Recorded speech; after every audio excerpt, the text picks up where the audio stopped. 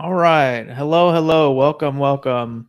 My name is Joey. I am the fire social worker. I'm a certified financial social worker, and this is the Fire Social Worker Show. So I put this together. This is kind of an evolving project, but this is something that I'm very passionate about. For those of you who don't know me, I'm an Air Force veteran. I paid off $20,000 worth of debt in the Air Force as an E3, and then I kind of got on this passionate journey of personal finance, and now I'm a social worker and now certified financial social worker, and I'm just passionate about helping people with their finances, and just excited to be here to be streaming with you guys. So this fire boot camp project was something that I just kind of put together. I just had an idea that it would be kind of fun and different to do a kind of like a financial transformation makeover show, and so I found a willing participant. His name is Reid Quatez, and he is an Army recruiter, active duty, out of Eerie, Pennsylvania. And so he's going to be joining the stream here in a little bit. And we've been working with him on his finances the last couple of sessions. So we got a little bit of a backstory going on. So if you're just jumping in, you can check out our previous episodes and see where he started and where we're gonna hopefully eventually end up. So just for a little bit of programming information, we do have a few changes coming up on the horizon.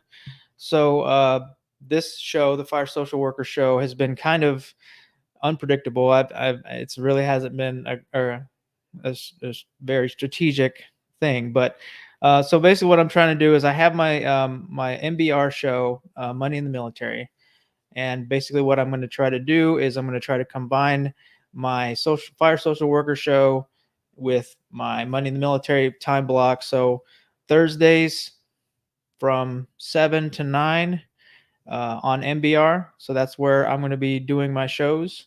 So I'm going to start with the Fire Social Worker Show. We're going to talk about financial social work. We're going to talk about all kinds of different things with related to personal finance in that show.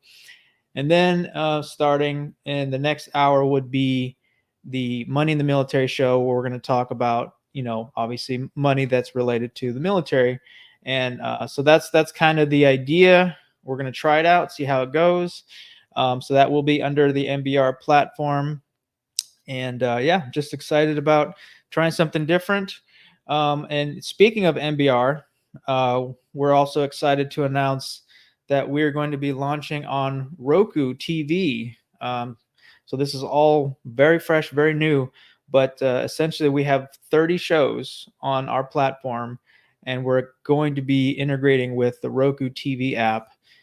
So if you have a Roku TV or a Roku box or streaming thing, then you can start to watch MBR content very soon. So look forward to that. That's pretty exciting. We're also doing a fundraising campaign for MBR.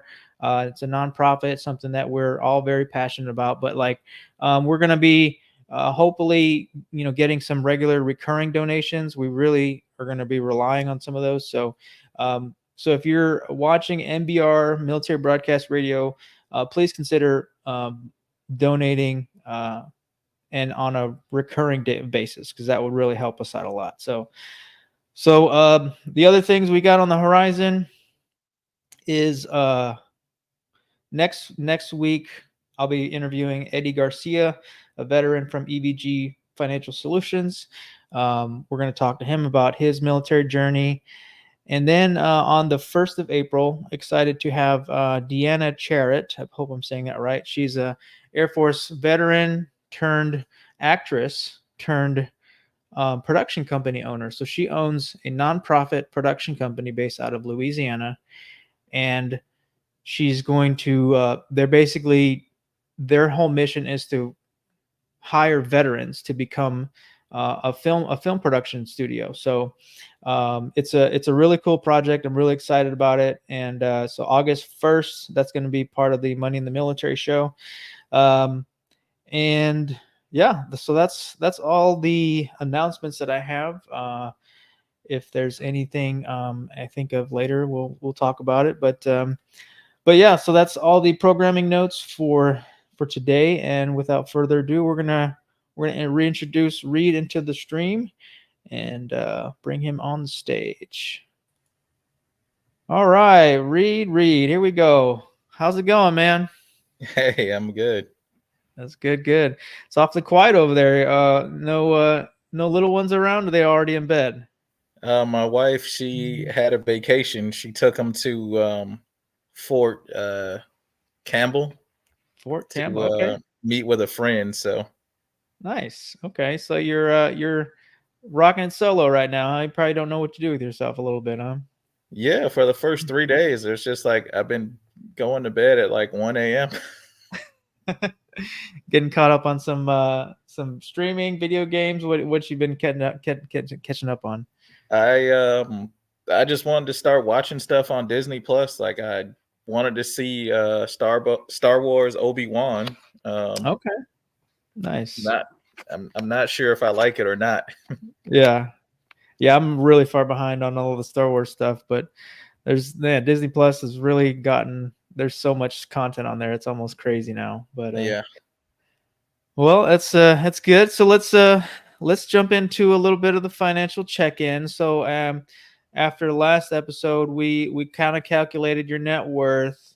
We talked about setting up a little bit more aggressive savings goal. It was going to be 125 a paycheck, and then we also were going to bump up your car payment to 200 a paycheck. Um, so did you end up making any of those changes, or what's the status on that? So I definitely forgot about the bump up the car payment. Okay. Um, I remember last time I talked about how I was gonna find out why the Department of Education has been sending me stuff. Yeah. So I was literally like, while I was backstage, I was literally doing freeannualcreditreport.com and I Mm-hmm. ran my own credit. I have no open debts with them at all. So I'm Nice. not sure why they were contacting me because it says paid and closed. So Yeah. Yeah, that's still pretty weird. I still wanted to look into that a little bit and find out more information. I just never got around to checking on into that. But um, so okay, so I guess that's your homework is now going to be trying to bump up that car payment, and then hopefully soon. And then so did you increase your savings goal or your savings rate?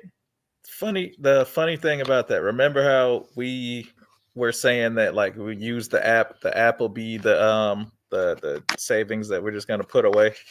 Yeah. So because they're a bond company, like it's worthy bonds, occasionally they have to when they hit like a certain milestone, they have to report to the SEC so they can kind of get like a whole new batch of bonds. Okay. So they've halted like any more like putting any more money in there. So it's just accruing interest. Hmm. But you can't actually do anything until like they offer um I gotcha. their next round of bonds. Like the last Yeah. time this happened was 2020 because Okay. everybody jumped onto the app and then Yeah. like they sold out super fast every time, but it's been Hmm. pretty steady since 2022. So, yeah, it's Okay. the first time in a couple of years that they actually had to go back to the SEC. Wow. Okay. So basically you're kind of stuck. You can't add any money to that account, right? Yeah, For now. Okay. Well, do you have any other high interest like savings vehicles that you could park that money in for the time being? I don't. That was the only one besides using the app self, but that's not really high interest. That's more like putting your money away and then they just write you a check back after you put your money away. Oh, okay. All right. So yeah, I guess the other alternative would be to open up like an online only high yield savings account with like usually. I mean, I haven't been up to date on what the most. You can go to bankrate.com and they'll probably spit out like the highest interest account. So a lot of people recommend somebody like Ally, but there's tons of high interest accounts that you could start putting money into. So But I mean, you also mentioned that you have other little accounts that you use, right? Or that you have Mhm. like little pockets of money. So is there any other savings type account that you could just put that money in for the time being? I had Capital, but Hmm. and I had Acorns Roundup, and I have a checking account with Acorns. Hmm. I don't remember how I got it or why, but oh yeah. So when you when you sell your stocks on Acorns, they need somewhere to put the money. Right. So Okay. I Yeah. had $11,000 at one point that I sold in stocks, and they had to make it. You have to make a checking account, and then they hold that money there so you can do something with it. Yeah. So I'm just would put in only like $35 a month there, plus what they're putting in the stocks and stuff. I'm back at about $1,000, Okay. which is not bad because I sold like I made that 11,000 over the course of like from 2018 to 2020. Okay. Nice. Well, yeah, I mean, I guess the vehicle that you put the money in isn't necessarily as important as the habit that you're forming, so I want to encourage you to at least park the money somewhere, which I mean, like, you were putting $80 a month or something like that, $40 a paycheck or something like that prior to this. Yeah, Okay. So yeah, I would just encourage you to put that 125 somewhere for now, somewhere separate. That way it's not touching your bank account, and it's still going towards that $10,000 transition fund goal. Um, and like a lot of people get into the weeds with like, oh well, this bank has 4.2% and this bank has 4.8%. Like, that's kind of splitting hairs at that point. So I would just say, start the habit, create the habit, make it automatic, and then your future self will thank you kindly. yeah. I wish um, that like I would have thought about my future self when I was 18 oh and yeah, yeah, going in the no, army. I mean, that's the tricky part, especially about finances, because you're dealing with your present self. You're dealing with, okay, I got to deal with buying gas and doing all the day to day stuff, but then sometimes you're also dealing with your past self. So your past self, when it comes to credit, which you don't have to worry about as much because you don't have any credit, but like, me, I'm dealing with my past self's decisions to buy things on credit, and I'm still paying those.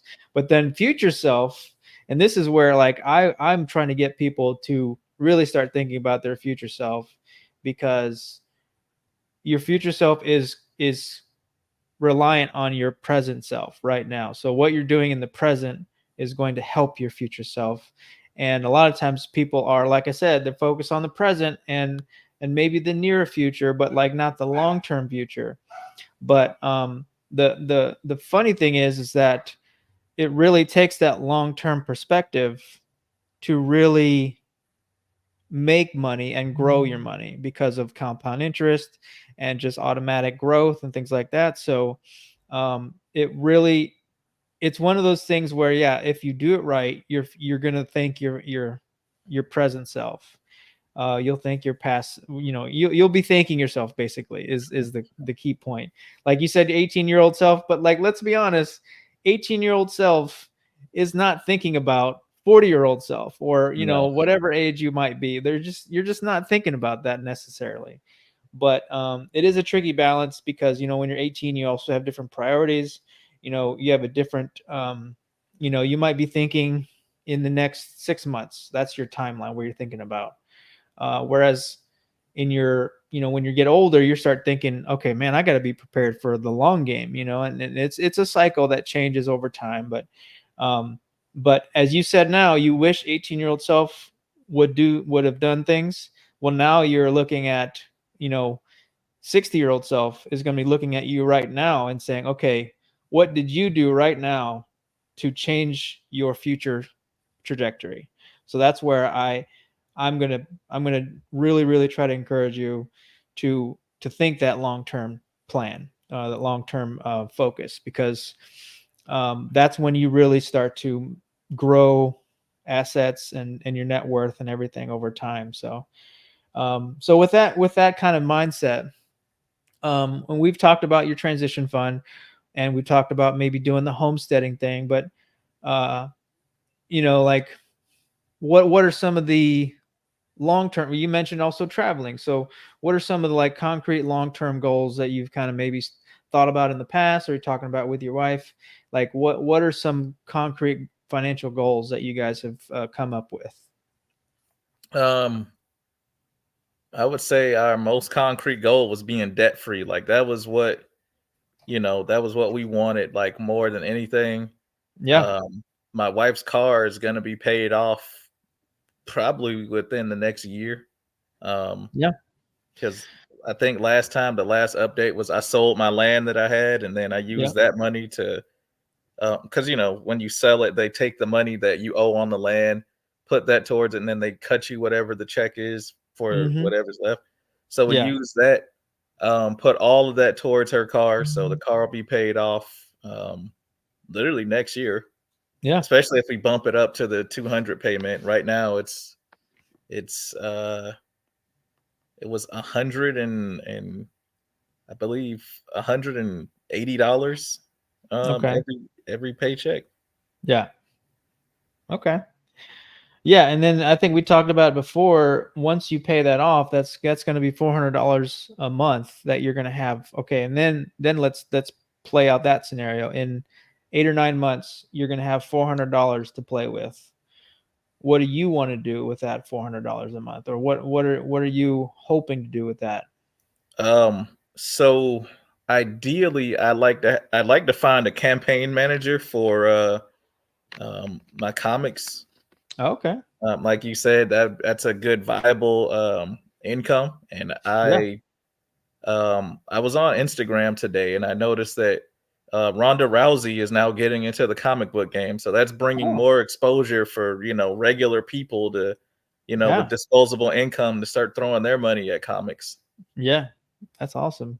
So if she's jumping into it and then you've got all these, it's like now people are seeing that comics can be a viable source of income. Everyone's Yeah. throwing their hat in the thing. So Okay. um, I don't like the business aspect of making comics. I prefer to just, do it Right. because I like to, but I'm sitting Yeah. on something that I paid nearly 10,000 or Mm. $11,000 for, so Wow. I can probably recoup some of those losses. Yeah, I hope so.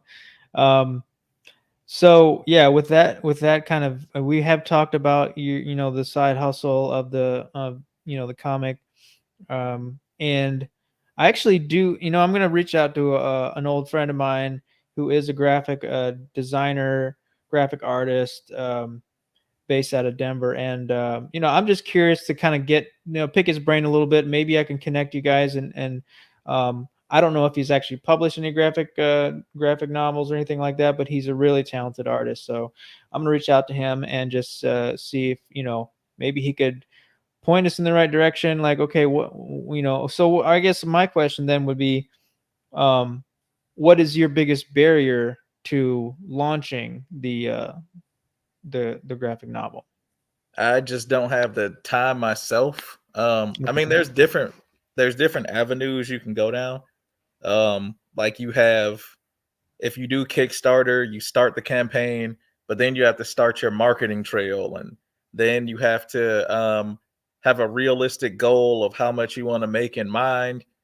But you have to have a quote first from the printers who will print the stuff, which means you have to know if you're going to do full color or you're going to know if you're going to do Mhm. black and white or some kind of hybrid. And then you have to know how many pages you're going to do, what type of Mhm. paper you're actually going to use. Um, Wow. it's a lot of things that go into It printing a is. comic, and then Yeah.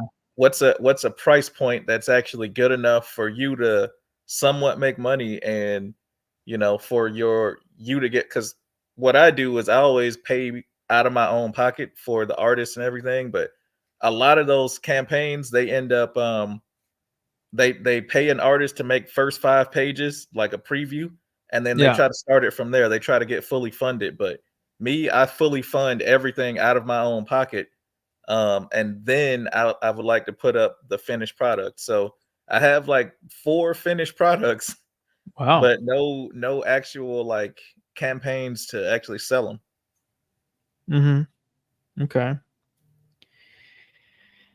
But ideally, I would like somebody else to run the campaign stuff because I don't really have the time to sit there and collect email addresses and addresses and Yeah. plug them in and have a backstock for people who get them damaged in the mail and all that stuff. So is this like a hardcover graphic novel, or just you said a comic book? So It's which it would be a hardcover or a paperback, but okay. because it's not a floppy, so floppies are like 22 pages and less like that. But I have about like 60 or 70, so Wow. That's impressive. That's like you said, that's where the money, like you mentioned in the previous episode, like it's cost per page. There's artists you're paying artists, so you're very much invested in this, right? And this is obviously, it sounds like a passion project for you. So okay. So as far as the business side of things, like if you have you already talked to publishers and things like that, or like when it comes to the rollout, or like you said you're saying campaign, but like that's like a marketing campaign, or so that's your Kickstarter, and you can set it up for however many, whether it's 30 days, 60 days, 90. But they even recommend don't go past like 60, because if you go past 60, your odds of meeting your goals, they go down the more time that people have. So you have to make it really? exclusive enough. So Yeah. usually people do 30-day campaigns because it's quick enough for people to be like, oh man, I forgot that I got to go Hmm. back this comic. And Yeah. so when it's fully funded and you meet the goal, that's when they collect the money, when you tell them, okay, we're going to ship on this day. So, a lot of people get in trouble on Kickstarter because they end up doing Ponzi schemes where they put up a product and, Uh-huh. you know, they'll be like, hey, this will be available, let's say February 2025. So once it meets the goals, because everybody's like, wow, I love the artist and the writer team, I really want this. So they'll back it. It'll get to like $10,000, $11,000 in sales. Hmm. And then the artist or the writer or whoever put up the campaign just goes radio silent. They just disappear with people's money. And Oh, then the wow. book is like, 2 years late, 3 years late. And then they're Mm. finally like, hey guys, we finally, got things worked out. But by that time, people have paid you so much money, they don't Yeah. trust what you say anymore. So Right. But you've already got 4 finished products. So I guess Mhm. my thing is, do you even need Kickstarter at this point to launch? Yes, because it shows that there's a market there for you. Like, Okay. because those people who back you, they really want your stuff. And you could set it at whatever you want. Like if I say I only want, my goal is $100, you know, like Mhm. realistically that's silly, but anything over $100 would be, um it would be profit, but it's not really profit. um I would just like to cover the cost of printing, because that's really where your most of your money comes from. Like I need to know how many books I need to print, because you Mhm. have to do the print order before, like you need to tell the printers like, hey, I need like 150, Right. because you You don't got it. really know how many people are going to actually stumble across your stuff. Right, yeah. So that's where the Kickstarter comes in, because you can kind of gauge interest on like how many you actually want or need to print. Hmm. And then if you need to go print more, you go back to the print shop and say, okay, I want to do 50 more or whatever. Okay. Yep, because All they right. already have the files. So then you can, after that, because the book's already created, once you make your second book, then you can use as an add-on, so you can generate income in perpetuity from there. Okay. Nice. So, and I don't know, this is just me speaking out of turn a little bit maybe, but like what about digital options? Is the digital comic industry even I mean, I know there's digital comics and there's Mhm. like the whole digital backup of like the catalogs and whatnot, but like is that an option for like another release? Yes, so on Kickstarter, you're encouraged to do both digital and traditional. So you can't just be like, "Oh, you guys are funding my digital my Oh digital yeah. comic for you guys," because they're Right. like, "Nope, you need something to give them." So a poster or a T-shirt or something. Like if you were gonna do digital only, they have to get a physical thing in their hand. Okay. So, Interesting. so like I tried it. Like I literally tried to do digital only. It would not let me. So Huh.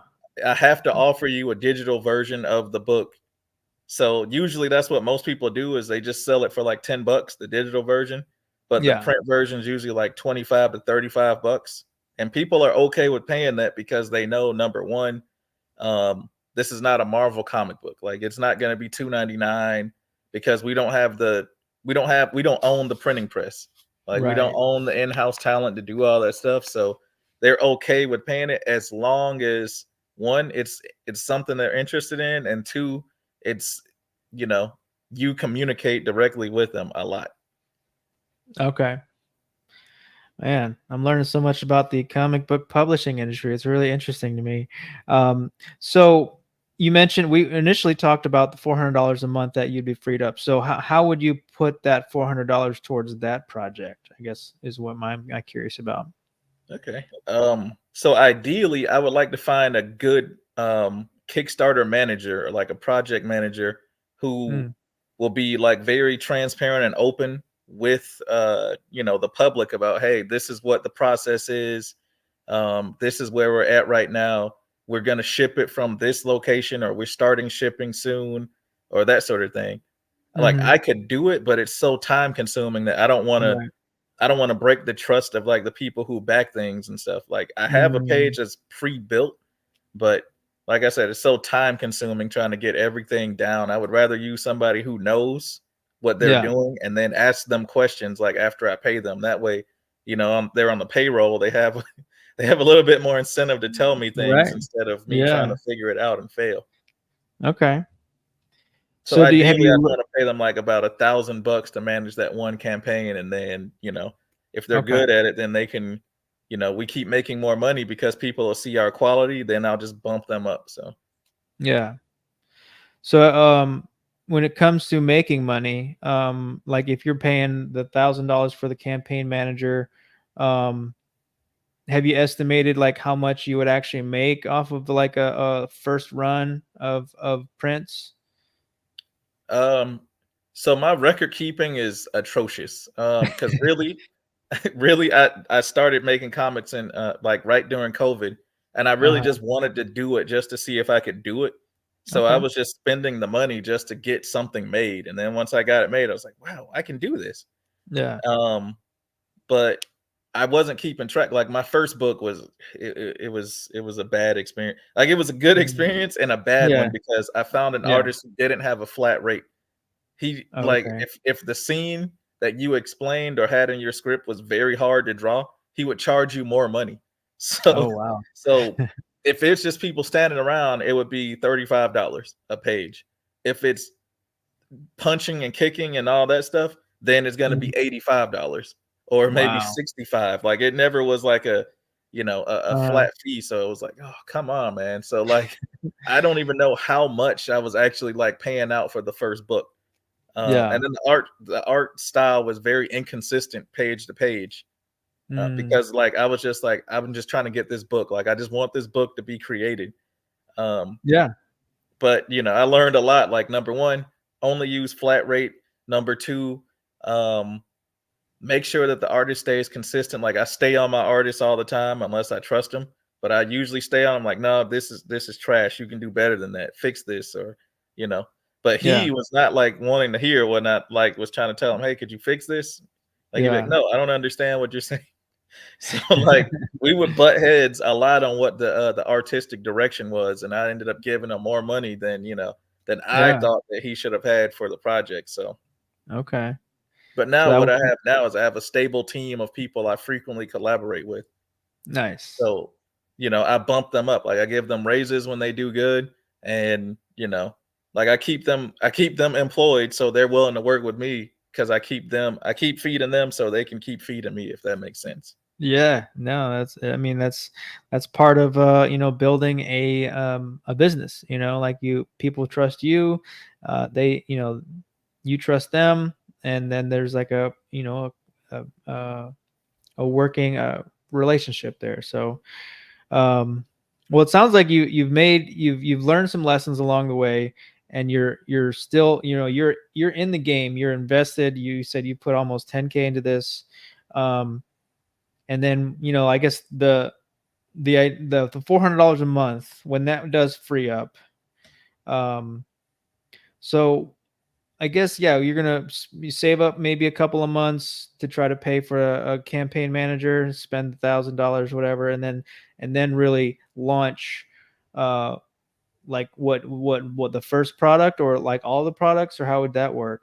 So I'll launch the first product, and then based on how many, like I'm anticipating to just order like 100 books just to be safe. I talked to Yeah. my friends who already crowdfunded because we all support each other. So when they put something up, it'll be like, hey, there's a new campaign going on from someone you previously backed. So then I'll be like, oh, back it. And then I'll go tell them, hey man, I just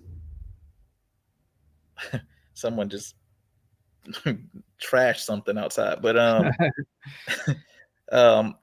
go tell them like, hey man, I just backed your new book, and they're like, oh sweet, thanks. And then then I become like a publicity guy for them, and Nice. then they do the same thing because we all support each other because we're all independent. And so we all built this little network, and that's ideally what I'm trying to do. Is I'll start with one, do 100, 100, I'll sign them. That way it makes it even more authentic. um And Yeah. then once that run is over, I can do an in demand. So I can basically say, okay, we've exceeded our goals. The first run of 100 is going out. Now get it while you can. In demand just means you're going to run the campaign after you've already made the money. You'll run the campaign for like indefinitely until like, you reach another sales goal. Then you can start doing stuff like, here's a trading card that we have original art from some artist that doesn't work on the book, but we made so much money we could hire professional artists, or like some kind of different incentive to get people to spend more money. Yeah, I like that. Well, it sounds like you're building a like a coalition of other artists. You're supporting each other. It sounds really cool. And honestly, like, yeah, like, so are these other military members, or they're just random people that you've connected with? They're just random people I connected with. Okay. Yeah. Like there's all sorts of communities you can just go find an artist and say, hey man, you want to make like 700 bucks? Or really, that's not how I Yeah. go into it, but I'm just saying Right. you Yeah. could do that. Yeah. Like Yeah. imagine it like a scene from Star Wars where you're looking for a bounty hunter or something. You walk into a bar and you see a guy with a gun, and you're like, hey, well, let me see your skills. Mm. But essentially, like how I did it was I used Reddit, and then there's a whole community called Comic Art Collaboration, and Okay. you go for looking for what you're doing. Like artists will be like, hey, I'm looking for a writer to collaborate with, or you're a writer that'll say, hey, I'm looking for an artist to um draw this story. This is what the story is about. And you get some crazy stuff in there sometimes you get Mm. like a struggle artist that's like, you know they're like, oh, I'm very good at this, and then you're like, no, your art style is not what I'm looking Yeah. for. Right. Or what I do, because I don't advertise what I'm looking for, because that's how you get scammed. Because Mm. my second comic that I made, which is, I got scammed out of like $1,700 that I had been Ooh. saving specifically to make comics with. Yeah. The artist was so good. He was very good and he was very quick. And Yeah. but then he just stopped. And then he was like, "Oh, I got COVID." So then I was like, "Okay, well, he was like, "Well, my wife and kids, I can't work because I have COVID. Can you give me a donation?" I'm like, "Okay, you know, I give you this Mm. donation." And then he's like, "Okay, well, if you front me the rest of the payment, then I can work on the book without having to worry about if my wife and kid can, eat or not." And he really did Uh, have a wife and he really did have a yeah. son. So you feel that way because you're a Yeah. parent too. So you're like, man, if I got sick and I couldn't work, then yeah. So, Yeah. but then he kept having more excuses every time I would check in, like, hey, I just want to see, like, how far you got because I paid you up to the end of the book. And he's like, oh, well, my friend, we share an art account and he stole the money out of there and he Oh said that, my gosh. I'm like, it was just one excuse after the next after the Yeah. next.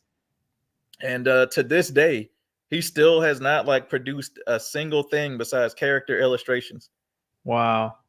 So I I didn't fire him. I just cut sling load with him because somebody aired him out in the same community, the comic art collaboration. Like they were like, he changes his name like every so often. He comes back in here trying to scam people for money. He'll say his Wow. son is sick or his wife is like, it was literally like 6 other people he did this to. Wow. And so Man. like he's already got a bad reputation in that community because, his art style is so good and it's so unique, but he just doesn't put in the work. So like now he's Wow. just blacklisted from the community. Wow. That's crazy. But that going through that, it showed me that like, okay, I need to be more selective in my vetting process and I need to Yeah. lay out more terms of the deal. So what ended up happening was I found another artist, and he's in the Philippines too. Both of them were in the Philippines, but Mhm. he was good, but he wasn't as good of an artist. So Yeah. what I did was I purposely tried to break him and remake him better so that he could do what I needed him to do. And he's the Yeah. artist that I go to for everything. If you check my Instagram, like it'll always have his name, like art by Archie. And Nice. literally, like I literally like forced him to get better. Mhm. And Yeah, you pushed him. his page rate was $35 a page when I first met him. And then as he got better, I started bumping him up to a higher tier. So now I give him $50 a page because I know he's proven now. Yeah. That's awesome. Man. So yeah, so we got, you got the products, you've got you've got the investment. Um so is this this side hustle, I mean, it almost sounds like a passion project for you. Um if you had, all the money in the world, what would you be doing with this project? What, how big would you make it? Um, so there's a YouTuber. His name is Young Ripper 59 or Eric D. July as his real name. And Yeah. for years he had been telling people because he was just reviewing comics for years and years and years. That's how he built his following. And then Hmm. he had told people, he was like, look, I'm not gonna lie to y'all. I'm working on my own comic. I'm doing my own studio. I got my own stuff going on. And when you guys get it, you're gonna flip. Yeah. And so like last year, he launched the first campaign. He made $1.8 million like in Wow. less than 30 days. His second campaign, he did close to $3 million in sales. So it's just that anticipation, and then he used that money to roll it into getting more artists, hiring professional writers from that actually worked at Marvel and stuff, and Wow. built a whole distribution studio and everything. So he's going outside of Kickstarter and stuff because he keeps all of his proceeds and he just hires Okay. people who will actually pick the comics off the shelf. And like he's got a whole operation going, like, Wow. in Texas. So ideally, that's what I would like to do. I would like to literally have a team like of dedicated artists, dedicated like letterers and everything that we would just scale up. Like we would be able to, like, hey, oh, somebody just placed an order. Well, let's pick it off the shelf. Let's get it mailed out to them ASAP. Like I would like to do comics full time if it was a thing, and then do like other stuff. Like because it's a feast or famine thing. Someone's Yeah. paying for your brain, but Right. I would if I could just like make comics and still like do what I would like to do to bring in big income. Like if I was an Hmm. IT professional, but I did comics on the side, like it Yeah. still could be lucrative, but I would still have something else, so it's not feast or Yeah. famine. Yeah, yeah, and then that's kind of like the entrepreneurial challenge of like, do you bootstrap? You pay. You have your regular W-2 job, that's your 9 to 5, and then you have your passion project on the side. That's what some people do. Um, but yeah, it sounds like ideally, you would want your own studio or your own company. It sounds Mhm. like, yeah. I just don't want to run it. That's the thing. Oh, okay. All right. That's Like, fair. even though That's I'm fair. doing this business degree, I personally don't like the business aspect because I when you have to do something that you love to make money, Yeah. like, because you know how people say, oh, if you find something you love, you'll never have to work a day in your life. No, Right. you're still working. Yeah. You you're just doing it for, like, you like to do it, but like, what happens when you get burnt out on that thing you like to do? Because now That's true. you're expected to make money off of it. I don't want to ever Mhm. become that guy. I just want to be a Yeah. guy who I feel like I'm going to write a story about what if the president was a WWE wrestler. I feel like just having a zany idea and talking with my friends and making something cool is Yeah. better than having to live off of it. If that makes any Right. sense. Yeah. No, no, that's total. I'm definitely feeling that. Especially me doing this stuff, it's been interesting, like trying to balance a regular job doing this, and then, like it's tough. Yeah. So I understand that. But yeah, I guess I was just curious as to where your head was at with this, long term, if you were going to try to make it a long term, or is this more of a hobby that you would like to make money off of? Where do you fit in that spectrum? And it's going to change too, like, obviously you're passionate, you're knowledgeable, you know a lot about the industry, you've done your due diligence, you've got skin in the game.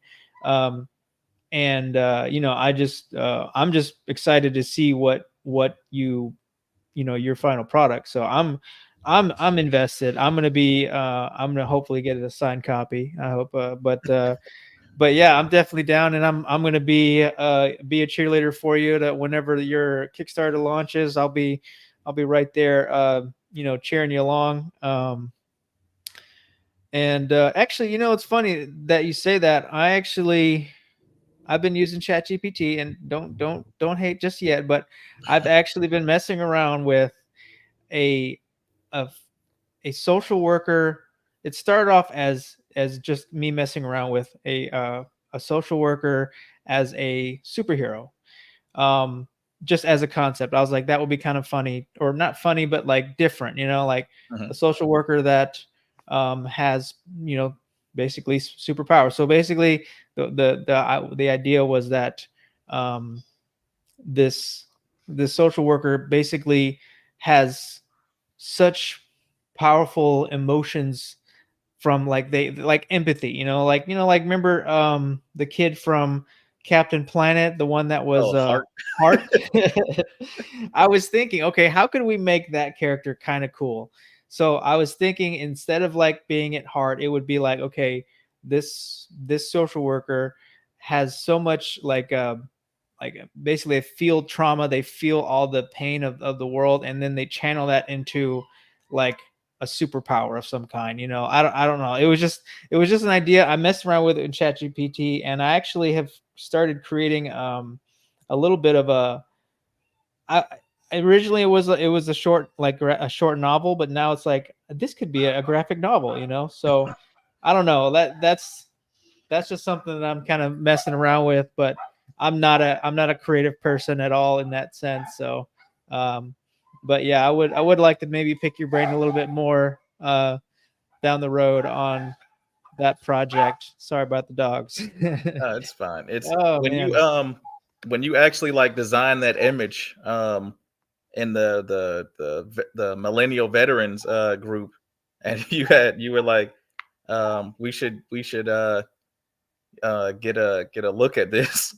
I actually Yeah. like I actually started penning out some ideas. What, Okay. like, what I would, if I was drawing or if I was creating it, like, where I would go with it. It would be like a superhero, like, an action comedy Okay. about a social worker who has fire powers, but um it's more like nobody respects him, but he Okay. he cares about helping people, but like, he no one takes him seriously. Like, he lives in New York, so he rides a bike to work. Yeah.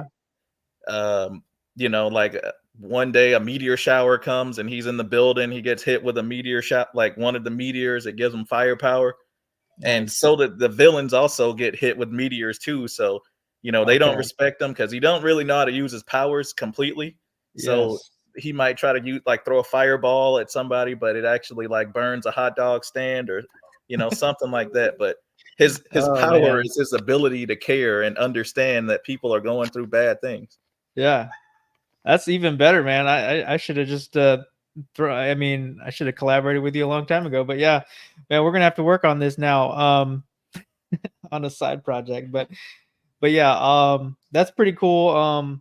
So that was the literal fire social worker, like the social worker that can spit fire out of his hands, basically, is what you envisioned.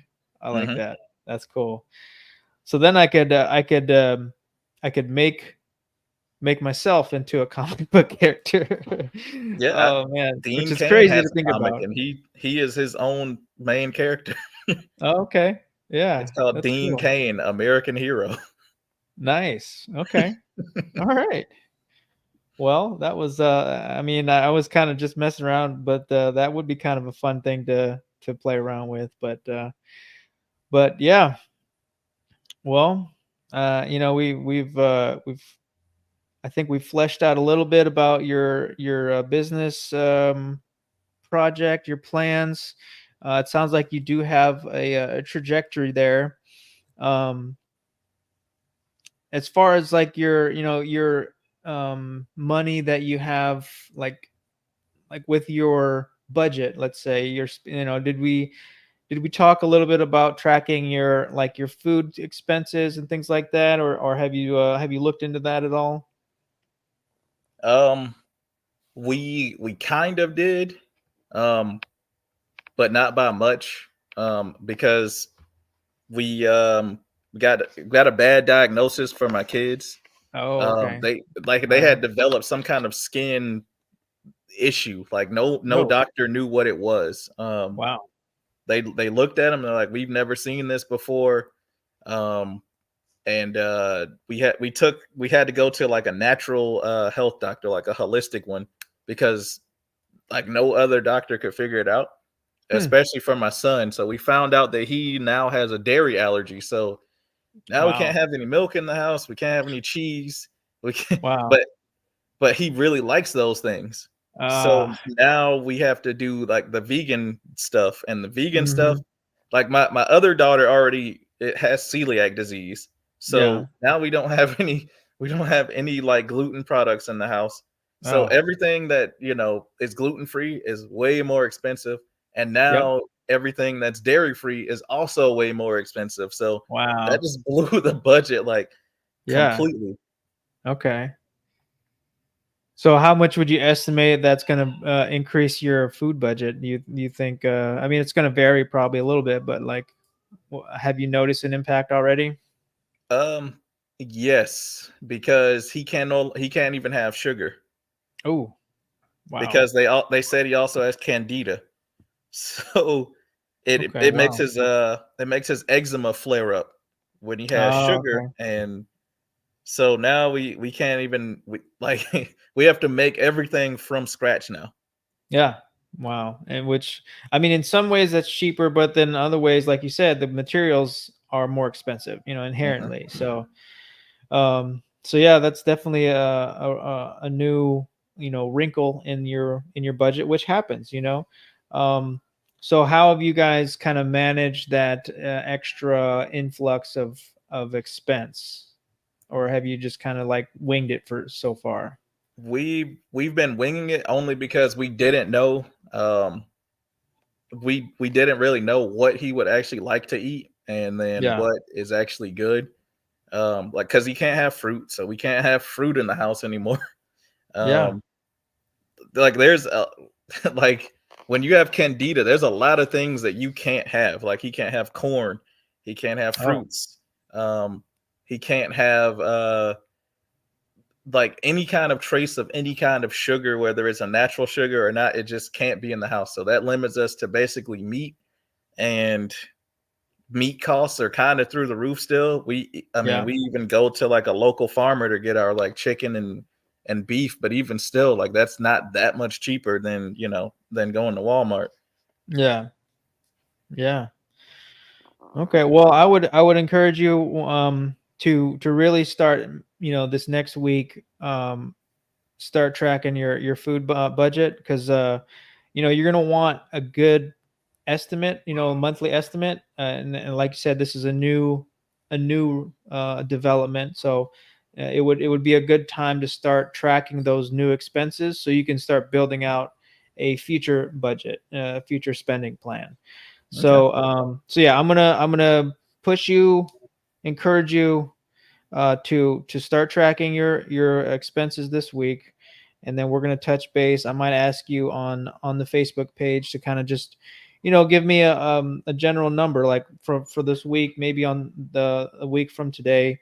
You can post, or I can ask you to post, or whatever, but just like say, okay, this is how much we spend on groceries this week, and then we can kind of like make a general, okay, if this is 1 week worth of groceries, and a month would be X amount. But obviously we'd still want to track the whole month, if you can, um, because I mean, like I said, this is a new thing, and you want to have that awareness of, okay, how much money is our food budget, or at least estimate, a good estimate, because a lot of times if you don't have a good number, then you're just at the mercy of your stomach, because a Hmm. lot of times people will buy groceries when they're hungry, and they don't have a strategy for their food budget. So but a lot of people can save a lot of money on their food budget if they are strategic about it. So yeah, I would actually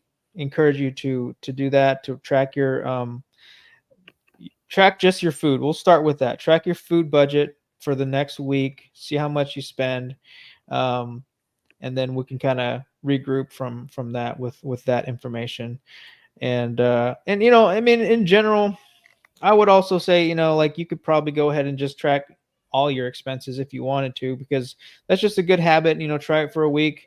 Um, and then you might be surprised, in a good way or in a bad way, that okay, we spent more money on this category than I thought we would. And it's just kind of an accountability practice to track your expenses, and then actually look at them, together as a couple, or as a family, because a lot of times, you might, if especially if you're tracking the finances, and maybe your wife isn't as involved, or vice versa. There are times where you guys aren't always on the same page, and so by having these kind of like, um I just recently heard about, they're called money dates, and I haven't done this yet either, but it's just like uh it's meant to be a couples, bonding moment, bonding time, where you talk about money, but in a in a friendly environment, we'll say. Like you're on a date, but like, the whole goal is to really have a substantive discussion about your finances together. So with all the different couples having problems with their finances, like, the divorce rate being so high over finances, it really helps to be on the same page. So that's one thing I would try to encourage you guys to have, is a money date. Granted, with 5 kids, that's going to be challenging. Yeah. I'll be honest, but like, even if it's just like a 5 or 10 minute chat, like, hey, we spent 400 on this week, and just kind of a check-in. I don't know how do you guys manage your finances, or who's the who's the one with the manages the money right now? Is it kind of a mutual thing, or who's usually in charge? We both do, but I Okay. just know when she spends money because I have it set so that Navy Federal sends me like a thing. It's like, oh, you spent this at this place. Yeah. Yeah. Okay. Well, that's good. I mean, that's as long as you guys are communicating and on the same page, that's huge for a lot of couples. They're not always on the same page, or some couples have just different perspectives on how money should be spent, and that's where a lot of the friction comes from. It's like, well, you know, we should spend more on this versus this, but as long as you guys are cooperating, and everything seems to be okay, then maybe you guys don't need a money date. Um, but I'm going to try it at some point with me and my wife. We're going to try a money date. Um, but yeah, okay. All right, so that's your one of your homework assignments is to come up with your food budget for the week. Um, were there any, I guess, any other financial surprises that happened over the last couple of weeks, or any unexpected expenses or anything? Just that, just knowing that, and the holistic doctor was like $350 and Oh fifty wow. dollars because Ooh, like Tricare they doesn't had to cover get the that. parasites out of his gut first, and then Oh, okay. but they don't do antibiotics because an antibiotic, I mean, an antifungal antibiotic, what they do is they just go in and they kill everything in there. So whether it's good bacteria or bad bacteria, it just dies. Yeah.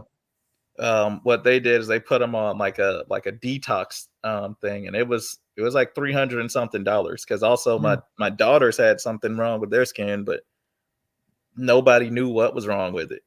yeah. So he was like, it looks like it could be this. So that was an additional like 50 something dollars as Wow. well. Man. But it actually worked though. Whatever he gave them, like Okay. it worked. They just hated the Nice. taste of it, but Yeah. it cleared Nice. them up in like 4 days. Okay. Nice. But that was All right. literally like the only unexpected thing. I mean, yeah, that's a It pretty shouldn't big. be that bad going forward, Yeah. because we know what he's actually gonna need, and they actually gave him a 60-day like comeback time. Okay. So we should pretty much be able to do better. And then I found that I could buy a lot of the milk because he can't use like dairy stuff, but he can do almond milk. So I Mm-hmm. found that I could just get like cartons, like a whole case that you can't buy in Walmart or Sam's Club. I found that you get a whole case of it for cheaper than the buying individuals at Walmart. So on Okay. Amazon, so I was able Yeah. to get that shipped in. Nice. So that And was a that's savings right there too. So yeah. So that's already good that you're looking at different ways to lower costs. I mean, this is a new thing, a new expense for you guys. So you guys are already starting to be smart about it. So I definitely acknowledge that, and I'm glad that you're trying to make it work. And that's your new baseline, your new normal. So um, okay, well, so let's just recap a little bit. Um, Homework is to actually bump up the car payment to 200 mhm. a paycheck. Um, the 125, I guess just find some place to park it for now, and then we can work on.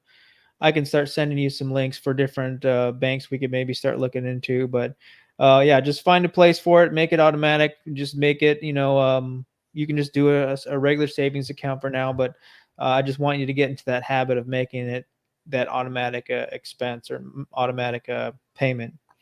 Okay. And then I mean uh, the comic, I guess, we'll that'll be, that's a slow burn. We're gonna work on that a little bit, as time goes on. But it sounds like that's kind of at a little bit of a standstill right now until maybe until you get that manager, campaign manager. Mhm. Yeah. So all right. And then I did want to touch base or really quick ask you about if you're still interested in social work. Is that something that you're kind of thinking about still, or? Oh yeah. Nope. That's still like just like the move to Alaska plan. It's still Yeah. the move. I still want to do mental health counseling. Okay. I had a very interesting conversation with. I mailed something to my wife yesterday because she forgot it here, and Yeah. the lady was just telling me about like how that people need mental health counselors. Like her brother was in Iraq during the invasion, and people died in his arms and stuff, like his battle Wow. buddies and things like that. And so Yeah. he's messed up. Her nephew just committed suicide in Oh. Japan. He's a Marine. Wow. Um, and she was like, you would never think, like, he had a good life, a good wife, nice kids. But Mm-hmm. she said you never know what people are going through. And Yeah. she was saying that her son, well, she has two sons, and that she's always worried about them every day because one of them's always complaining about something, and the other one is he's forward deployed with some Marines right now because he's in the Navy. Yeah. And I was like, yeah, well, I was telling her about how like there's just a shortage of mental health providers on military posts, and she was Hmm. like, well, that's a good thing that you would like to do that because our service members need it. Yeah. Absolutely. So yeah, that's. I mean, so you're still interested in it? You're still planning on maybe going down that road? Oh yeah, that's Okay. like if I hadn't had like my own mini breakdown, then I would have never like thought, man, this is what Yeah. people actually need because this doesn't Yeah. feel good. Yeah. Okay. So it has a personal impact for you. That's usually where people get really passionate about it, and then it sounds like yeah, you're going to be uh, a great social worker. So all right. Well, I'm going to keep holding you to the fire on that, and we're going to keep pushing with that. Did you I have just had a any? question though What's that? about that. So if let's say that I get a master's in literally mental health counseling. Yeah. Now, do I have to? Can I like how every field has a wide variety of things you can do with it. Yeah. So would I have to get a degree in social work to be a social worker, or could I use the degree to get a job as a social worker and be Well, a yeah. mental You health counselor? you would have to get a social work degree to become a social or to be called a social worker. Now, if you were to get like a master's in counseling, then you would be that you're kind of like limited as a like they call them LPC, licensed professional counselor, I think. Um, but yeah, the social work angle is just more broad, and you can do therapy as a social worker, but then you can do other things, whereas you can't be called a social worker um, as a counselor, if that makes sense. um, so yeah, you would have to get a social work degree to call yourself a social worker. Yeah. Okay, so how broad is that field of social work? Whew, man, I'm learning more and more every day. It's like a whole different so I'm recently certified in financial social work, and that's a whole new thing. It's not new, but it's like a lot of social workers aren't even aware of it. But yeah, I mean, there's so many different avenues that you can go down. So we could probably have a whole stream on that. But yeah, yeah, there's a lot of different avenues to go down. And yeah, I mean, it really just depends on what you're interested in doing with it. So we could probably do yeah a whole stream on that. But yeah, well, did you have any other concerns or any questions for me at this No, time? that was it. I think we should definitely do like a stream about social work and the different avenues because you know like Yeah. I had no idea it was that broad. Oh man, yeah, it's huge. And I'm actually like my fire social worker show is going to really start to focus more on social work and especially the financial social work. But like I've got a few different social workers that I'm going to start interviewing. So yeah, I mean, I would definitely be willing to maybe have a couple social workers on the stream with us, and we could just talk about different things in social work. So yeah, that'd be awesome. I'd be definitely down to do that. That sounds good. Hmm. All right. Well, I think we got a lot covered today. We definitely we did talk a lot about the comic, but it's just something I'm interested in, and I'm just curious to learn more about. And obviously, after talking to you, it's clear that you know what you're talking about. You've done your due diligence, and this isn't just like a passing fancy thing. This is something that you're serious and passionate about. So I definitely respect that. um but yeah, that's we're gonna kind of see how the next stream is gonna be. We're gonna work on our schedules. You're gonna be starting college soon. So we're gonna kind of play it by ear as far as our next stream. But I'm gonna give you homework, and I'm gonna hold you accountable. I'm gonna post on the fire social worker page, and we're gonna keep you engaged. Okay. Okay. All right. Well, Reid, I really appreciate you once again jumping on the stream, putting yourself out there. This is not everyone is willing to do this, so I really appreciate you jumping on the stream and being vulnerable with us and sharing your story. Um, so yeah, that's pretty much all I got for today. Please join me on the next stream, and I will catch you guys later. See ya. All right, take care.